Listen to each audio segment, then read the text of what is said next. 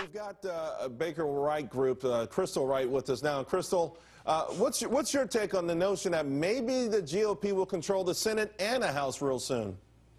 Well, I think they have a great chance. The Republican Party hasn't had their eyes this close to controlling the Senate since 2006. There's about 10 competitive races, and most people say that Republicans are within a 3-seat margin of gaining control of the Senate. I just hope, Charles, and you know we've been down this road before in 2012, that we just don't have any Republican candidates, primarily male candidates, saying stupid comments about women's health issues, which got us off track in 2012.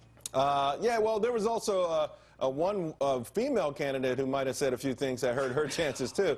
Well, yeah, you're right. We have equal opportunity in the form of stupid candidates. Would you say, then, that this is just really the GOP has this, and it's just their ball to fumble right at this stage?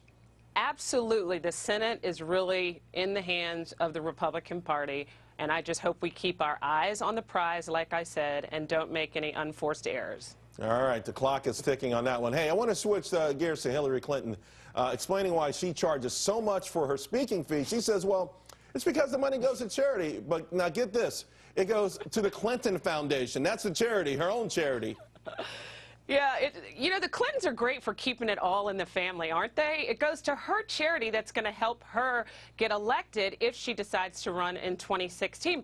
But I think what's more funny, if you look at her explanation, she said, oh, the American people aren't concerned with how much money I make, over $200,000 in speaking fees. They're concerned with their own households. It's like, well, Hillary, actually, the average American is concerned with how out of touch you are and how with the issues that, you know, most of us are concerned about, and how every time she opens her mouth, she's talking about, oh, you know, we left the White House dead broke, Bill and I, and we struggled to pay multiple mortgages. I mean, that doesn't look like a candidate who's in touch with the average American, who's going to represent the average American in the White House, does it? Yeah, Charles? Crystal, you make a great, it's an interesting point. I mean, gaffe-prone, you know, speeches or talks we're getting from Hillary Clinton. But, you know, when you talk to people on the Democrat side, they talk about a Hillary candidacy as a Hillary and Bill candidacy. In other words, that Bill Clinton would bring his know-how and his expertise in cutting deals with Congress. In other words, that they can get legislation passed because he's a governor, he knows how to do deals. What do you make of that argument? Well, but we don't want, I mean, the last time I looked, there's a term limit on the presidency, right? 2 terms. Nobody wants Bill Clinton. Look, he's a deaf politician, but we don't want a 3rd and possibly a 4th term of Bill Clinton in the White House. I think Americans, like Barbara Bush said, it's enough of the Clintons and the Bushes. I mean, don't get me wrong. I mean, you know, but that's been her whole raison d'etre, if you will, for Hillary Clinton, is riding on the coattails of her husband. Now, here's the thing, though. As much as we may not want a Clinton or Bush in there, do we want to warn? Because, you know, there's an Ed Klein article in the New York Post saying that President Obama might actually endorse Elizabeth Warren, and that scares the heck out of me. Oh, me too. I think Elizabeth Warren is even more of a nightmare than Hillary and Barack Obama combined. I mean, she is a communist, even though she's a very rich communist. Remember, it's very few. You know, the elite decide how much the rest of us little peons get in the bourgeoisie, if you will, or in the, you know, proletariat in the world of communism. So no, we don't want Elizabeth Warren. But I mean, I think we need to shift the discussion about who we have on the conservative side who can really get in the White House. That's what I'd like us to do. All right, well, we'll do that next time. But right now, I've got one more topic for you, okay? And it's a little different, but it's part and parcel of the whole ideological thing we're talking about. Over the weekend, it's 4th of July weekend, 60 people were shot in Chicago, and so far 11 have been reported dead.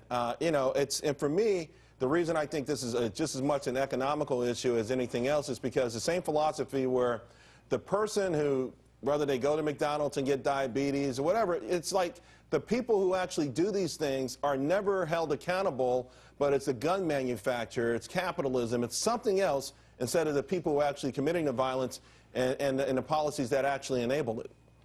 Well, the policies that are enabling it, and you know, I've talked a lot about this, Charles, is really, I would argue, the breakdown of the family unit. And a lot of these victims who were killed over the weekend in Chicago I would argue, are probably disproportionately black and come from broken down families, broken homes. And this is because of decades of bad policies on the Democrat side, encouraging out of wedlock, births, and saying that, hey, if you have a baby out of wedlock, we're going to send you food stamps, give you housing. And that's really the problem. It's not the gun manufacturers aren't the problem. What we need to look at, like you said, is how these guns are falling into the hands of these young people.